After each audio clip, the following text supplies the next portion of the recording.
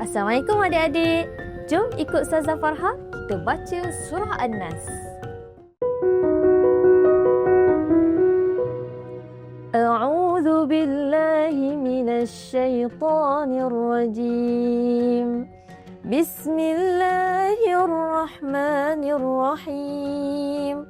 Qul a'udzu birabbin nas, malikin nas, ilahin nas, min syarril waswasil khannas, alladzi yuwaswisu fi sudurin nas, minal jinnati wan nas.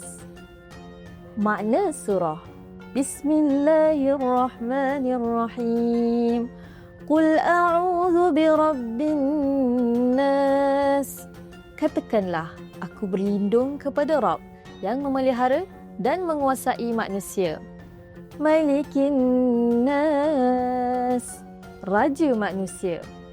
Ilahin nas, sembahan manusia.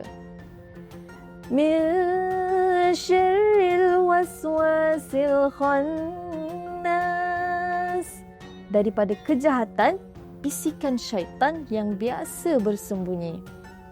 Alladzi yuwaswisu fi sudurin nas, yang membisikkan kejahatan ke dalam dada manusia.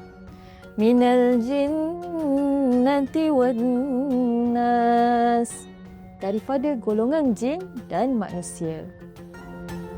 Adik-adik yang Ustazah sayangi, surah An-Nas ini merupakan surah yang diturunkan di Mekah dan mengandungi 6 ayat. An-Nas bererti manusia. Surah ini pendek dan ringkas, namun membawa erti mendalam tentang perlunya manusia kepada Allah sebagai pelindung mutlak daripada kejahatan syaitan durjana. Maka, sudah sepatutnya bagi kita selalu memohon pertolongan dan perlindungan hanya kepada Allah Subhanahu Wa Taala semata-mata. Mengakui bahawa sesungguhnya seluruh makhluk dan kejadian berada di bawah kuasanya. Tiada yang boleh memberikan pertolongan dan menolak mudarat kecuali atas kehendaknya.